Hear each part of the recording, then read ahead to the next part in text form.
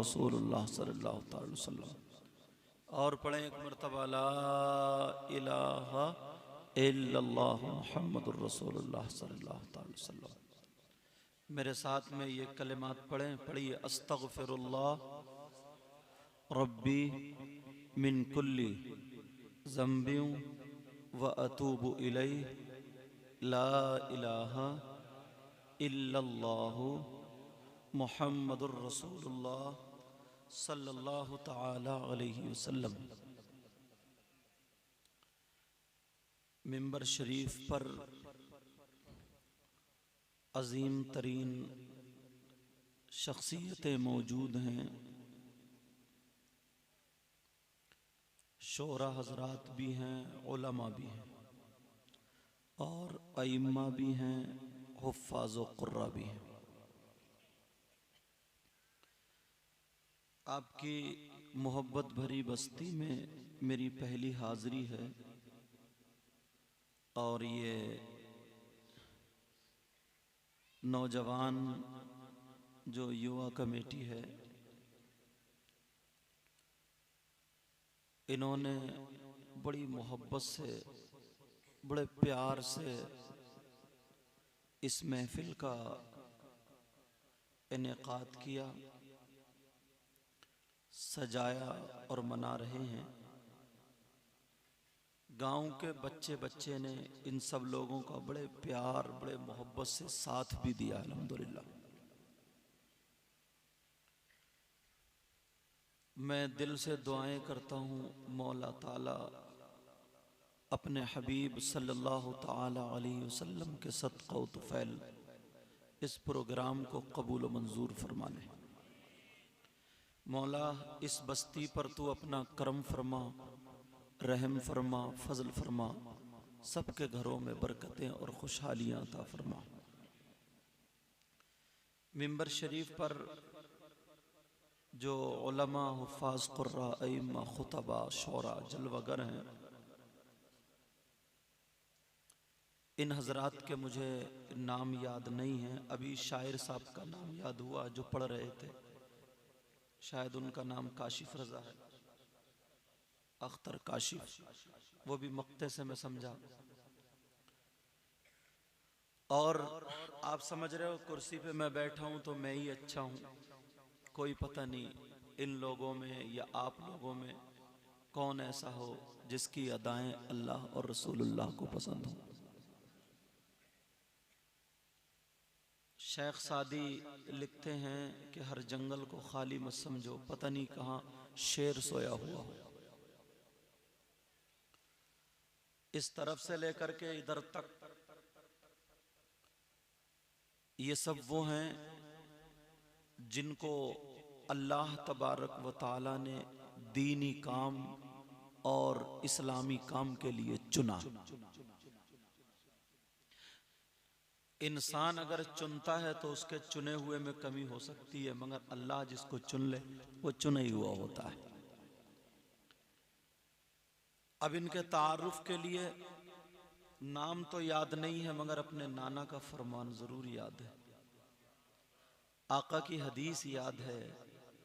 इन लोगों को देखें सब तरफ को, नाजिम साहब से लेकर के पीछे तक, आका फरमाते हैं नज़रतुन इलल आलिम अहब्बु इलैया मिन इबादति सनतिन मआ सियामिहा व क़यामिहा।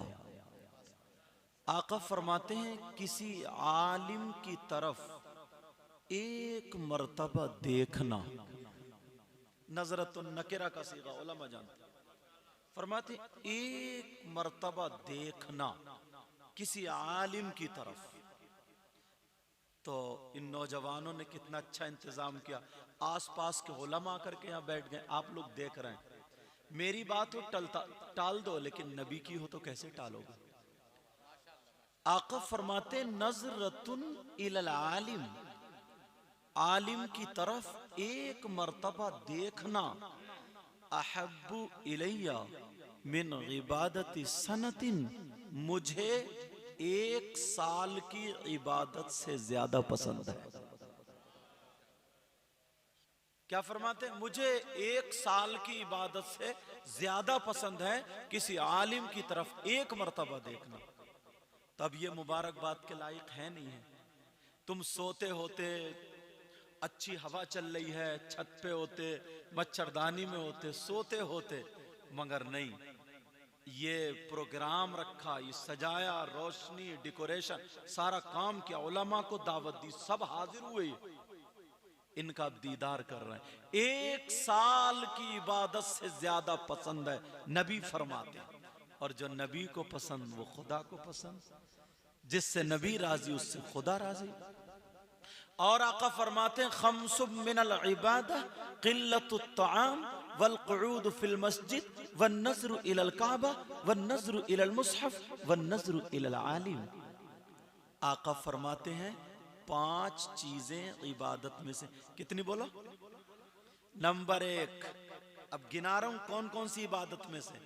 नंबर 1, क़िल्लतुत तआम, कम खाना इबादत। अब जो लोग पेटुए हैं, पेटुए का मतलब समझ रहे हो? मैं अपने इलाके की बोली बोल गया, शायद समझ में आ जाए। जो लोग टूट के डट पड़ते हैं खाने पे और डों डकारे मारते हैं, समझे ईशा की नमाज नहीं पढ़ते और पढ़े हुए सोते रहते। नबी फरमाते क़िल्लतुत तआम, कम खाना इबादत। नंबर 2, वल क़ुऊद फिल मस्जिद, मस्जिद में बैठना इबादत। नंबर 3, वन नज़्रु इलल काबा, काबे को देखना इबादत। नंबर 4, वन नज़्रु इलल मुसहफ़, कुरान पाक को देखना इबादत। नंबर 5, वन नज़्रु इलल आलिम, आलिम का दीदार करना, बोलो ना, इबादत। आलिम का दीदार करना, बोलो। तो आप इनका दीदार कर रहे हैं। मुझे नाम भले याद नहीं है, मगर अपने नाना और आका का फरमान जरूर याद है। आका फरमाते अला अदुल्लुकुम अला अशरफी अहलिल जन्ना, क़ालू या रसूल अल्लाह सल्लल्लाहु तआला अलैहि वसल्लम बला, क़ाल रसूलुल्लाह हुम उलमाउ उम्मती। अभी मैं शुरू तो हो गया हूँ। लोग आधी आधी तकरीर करने के बाद ये कह देते हैं ना कि अभी मैं शुरू नहीं हुआ, तो फिर क्या हुआ? तुम स्टेज पे भी झूठ रहता, बोले मैं अभी शुरू नहीं हुआ हूं, तो फिर ये क्या था? शुरू तो हो गया हूं, समझे, मगर अभी अपने मौजू पर नहीं आया हूं। उनकी भी मुराद यही होती है कि जो मैं बयान करने के लिए बैठा हूं अभी उस पर नहीं आया हूं, मगर वो तेजी में कह जाते हैं कि अभी मैं शुरू नहीं हुआ हूं, समझे। बहरहाल नाजिम साहब की निजामत बहुत अच्छी है, मुझे लगता है आज ये पूरा दीवान याद करके आए, समझे। और ये लगता है कि 250 ग्राम हरी मिर्चें भी खा के आए। अच्छा माशाल्लाह। बहरहाल अल्लाह ताला सलामत रखे, इन्होंने मोहब्बत भरी दावत पेश की थी, मैं हाजिर हो गया। आका फरमाते हैं, सुनो हदीस तर्जमा, तीसरी हदीस पढ़ रहा हूं मैं इन उलमा के ताल्लुक से। आप क्या समझते हो यार, ये तो आपकी इनकी मोहब्बतें हैं, मैं मेहमान मुझे बना दिया, कुर्सी पे बिठा दिया, वरना किसी के घर में कुरान की एक आयत हो तो कितना नूर होता है।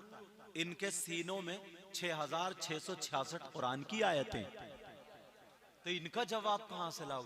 एक मामूली कपड़ा अगर वो कुरान पाक का जुज़दान बन जाए, कुरान उसमें लपेट कर रख दिया जाए, तो तुम उसे चूमते हो, आंखों से लगाते हो, सर पे रखते हो, एक मामूली कपड़ा। और 1000 रुपए मीटर वाला कपड़ा किसी भाई की पैंट बनवा दो, 1 महीना उसे पहना करके किसी को दो, लो चूमोगे क्या? थूकोगे क्या? चूमोगे क्या? इतनी बदबू आएगी, गांव से निकल के भाग जाओगे। चूम नहीं सकते ना, नहीं चूम सकते। लेकिन वही कपड़ा छोड़ो, मामूली कपड़ा 20-25 रुपए मीटर वाला, अगर कुरान पाक उसमें लपेट के रख दो, फिर सब चूमेंगे। क्यों? इसमें कुरान है, कपड़े की कोई खासियत नहीं, मामूली है, कीमत भी नहीं, लेकिन कुरान से निस्बत, कुरान से टच हो गया वो, अब ईमान वालों के सर का ताज हो गया है। ऐसे ही ये उलमा है, इससे पहले कुछ भी थे, लेकिन अब इनको कुरान से निस्बत हो गई है, इनके सीने में कुरान है, ये हाफिज हुए, आलिम हुए, ना जाने कितनी मर्तबा कुरान से हाथ टच हुआ, जबान टच हुई, आंखें टच हुई, और इनके सीने से कुरान लगा, सीने के अंदर कुरान गया। तो ये चलता फिरता कुरान का जुज़दान है, पेटी है, रहल है। तो इनके हाथों को चूमोगे, इन्हें मोहब्बत से देखोगे, इन्हें सर का ताज समझोगे, तो देखने का भी सवाब मिलेगा और मुसाफा करने का भी सवाब मिलेगा। नबी फरमाते अला अदुल्लुकुम, इतनी प्यारी हदीस है ये जो पढ़ रहा हूं, हालांकि सारी हदीस प्यारी होती।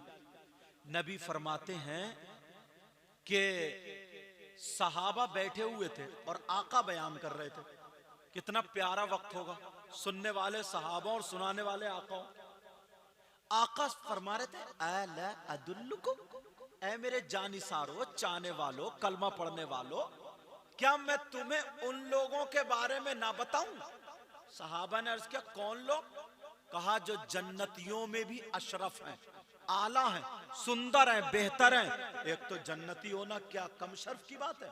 नबी फरमाते जो जन्नतियों में भी अशरफ है, आला है। सहाबा ने अर्ज किया कालू या रसूल अल्लाह, बला ऐ अल्लाह के रसूल, क्यों नहीं बताइए, इरशाद फरमाइए। तो नबी ने कहा काला हुम, काला रसूलुल्लाह सल्लल्लाहु अलैहि वसल्लम हुम उलमाउ जन्नती, जो जन्नतियों में अशरफ है, आला है, सुंदर है, बेहतर है, वो मेरी उम्मत के उलमा। वाह वाह माशाअल्लाह, वो मेरी उम्मत के उलमा। तो ये वो लोग हैं। अल्लाह, अब मैं इनका तारुफ कैसे करा सकता हूं जिनका तारुफ मेरे आका ने खुद कराया हो। आका फरमाते अगर कोई आलिम या तालिबे इल्म, अब अपने लबो लहजे में आ रहा हूं। आका फरमाते अगर कोई आलिम, बहुत मुबारकबाद के लायक है युवा कमेटी वाले, क्लब है, यूनिक युवा क्लब, समझे? इन्होंने जिंदों का नहीं मुर्दों का भी फायदा कराया।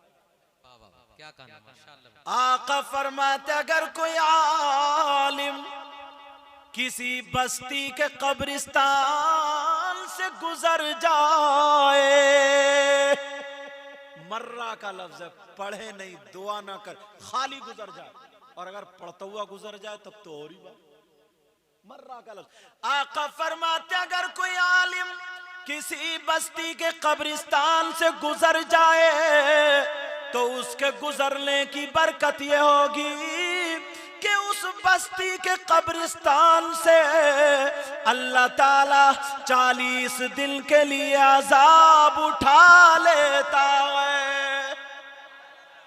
कितने दिन के लिए बोलो?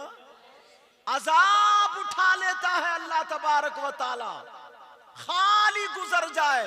और ये सारे के सारे आए हैं, कितनी दुआएं करेंगे, अल्लाह ताला बरकतें अता फरमाए, कितनी दुआएं करेंगे ये सारे उलमा हैं।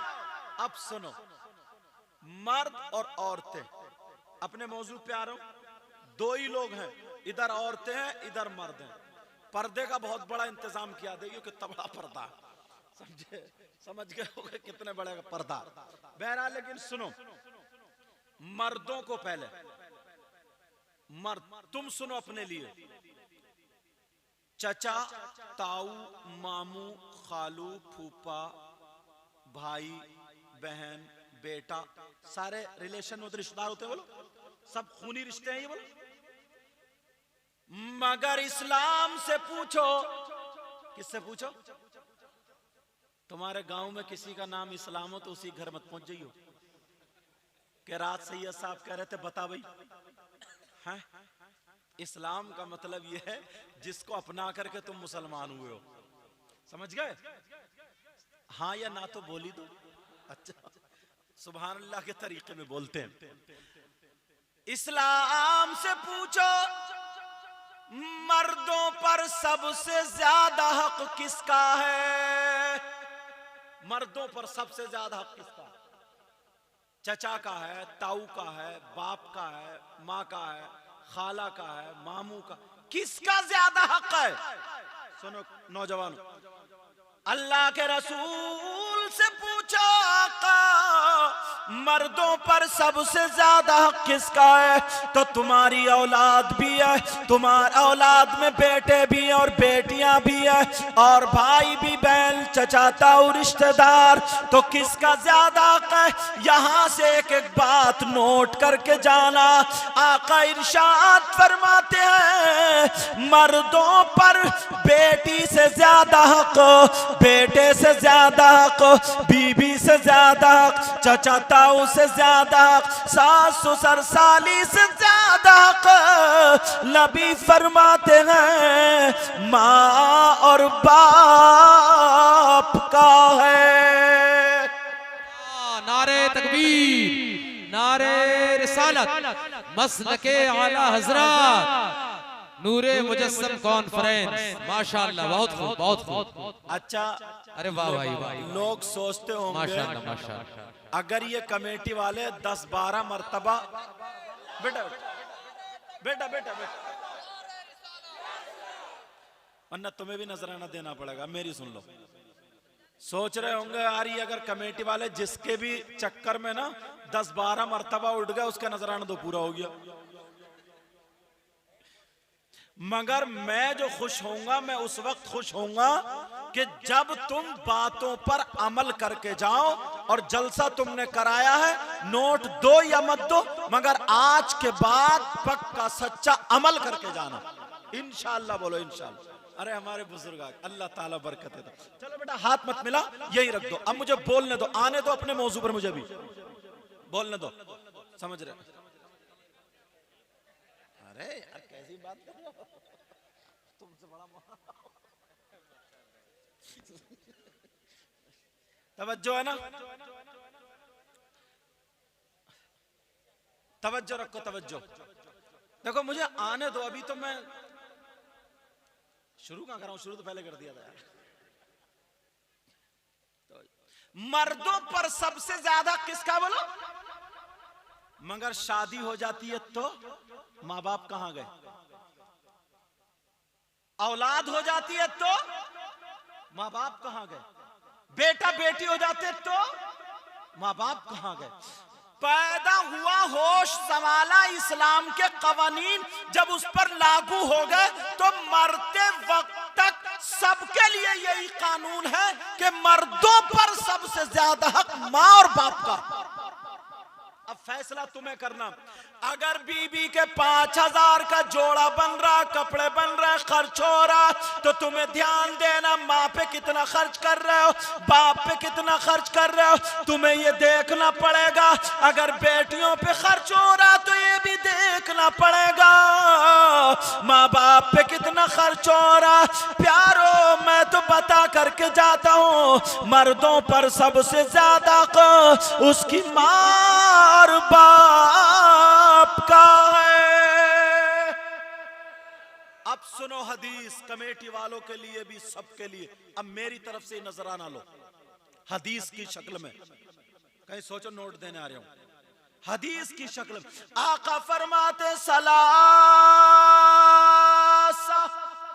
हदीस भी पढ़ रहा हूं, ला यक़बलुल्लाहु अज़्ज़ा वजल सरफ़न वला अदला आक़ व मन्नान व मुकद्दिबुम बिक़द्र। अल्लाह नबी फरमाते हैं मेरी उम्मत में 3 गुनहगार ऐसे हैं जिनकी कोई इबादत कबूल नहीं होती है। आका फरमाते 3 तरह के लोग ऐसे जो जलसा करे तो उनका जलसा कबूल नहीं, तकरीर करे उनकी तकरीर कबूल नहीं, नात पढ़े, निजामत करे, कुरान पढ़े, नमाज पढ़े, हज करे, ज़कात दे, कोई भी इबादत करे काबिल कबूल नहीं। और मैं जो बात कहता हूं फुसफुसी नहीं, कुरान और हदीस से दावा करता हूं तो दलील भी देके जाता हूं। नबी फरमाते हैं 3 तरह के लोग ऐसे जिनकी कोई इबादत काबिल कबूल नहीं। अल्लाह वो कौन लोग हैं? अब मैं खोलूंगा, अगर तुम में से कोई हो, कहीं ऐसा तो नहीं है जलसा करा रहे हैं और जलसा खत्म हो हमारा, नमाजें पढ़ रहे हैं, नमाजें भी कबूल ना हो रही हो, सारे काम कर रहे हैं मगर कोई काम काबिल कबूल नहीं। मर्द हो या औरत, सुन लो तवज्जो से ये बात। नबी फरमाते सलासा ला यक़बलुल्लाहु अज़्ज़ा वजल सर्फन वला अदला, जिसका ना नफल कबूल है ना फर्ज कबूल है। नफल और फर्ज और इस्तेहबाब में सारी चीजें आ जाती हैं, कुछ भी काबिल कबूल नहीं। वो कौन है?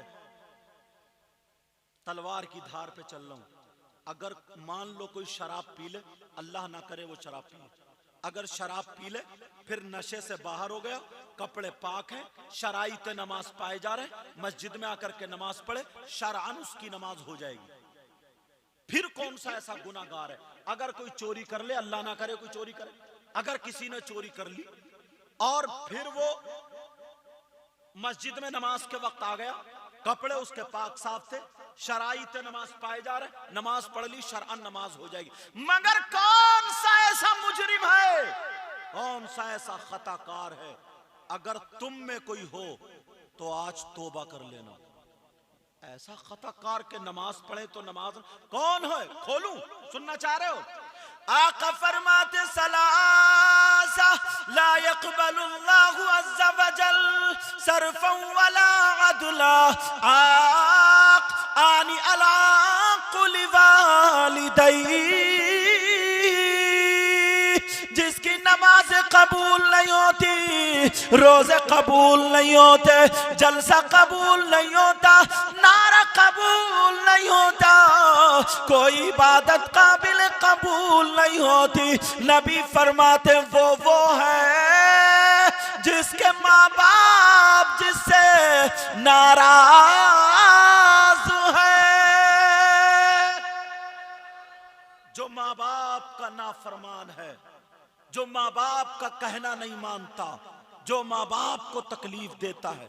कमेटी वाले नौजवानों ने हजरत इतनी खिदमत की है माशाअल्लाह, जिस घर में मैं ठहरा हूँ यहाँ सारे के सारे एक से हजरत कुछ चाहिए, सारे लोगों ने बहुत खिदमत, तो मैं भी कुछ दे के जाना चाहता हूँ। बेटा याद रखना, चाहूं तो तुम्हें हर 2 मिनट में कुदा के कूद के मुझे यहाँ ढेर लगा जाओगे, मगर मैं चला जाऊंगा वहां यूपी जहां से आया हूं, कुछ बातें ऐसी दे जाऊं कि पूरा साल याद रखो, मगर अमल करना। अमल ये काम बहुत अच्छा किया अल्लामा तनवीर साहब, कौन से? मुफ्ती तनवीर साहब किबला, मुझे बताए इमाम साहब ने कि मेरी पहले ही तकरीर करा, अच्छा किया, वरना पहले अगर नाते भी अपनी जगह अच्छी है, समझे, अगर पहले हो जाती तो फिर बाद में आधे से ज्यादा भाग जाते, समझे। ये भी देखो उसी के ऊपर डाला करो जो सुलझा हुआ आदमी हो।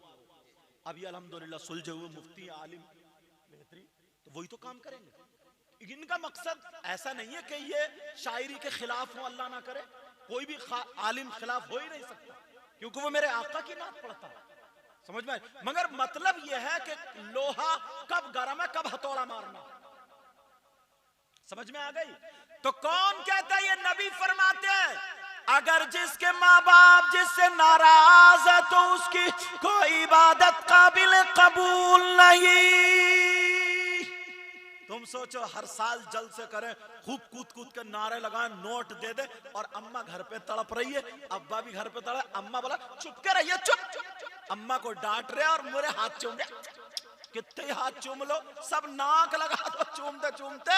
अगर माँ बाप नाराज है तो नबी फरमाते नबी भी नाराज है, खुदा भी नाराज है, और जब माँ बाप नाराज, नबी नाराज, खुदा नाराज, तो उसकी कोई इबादत काबिल कबूल नहीं। ये पैगाम मैसेज इस्लाम से, इधर जलसे से, समझ में आ रही बात? अगर कोई ऐसा हो, चाहे भाई हो या बहन हो, आज के बाद तौबा कर लेना।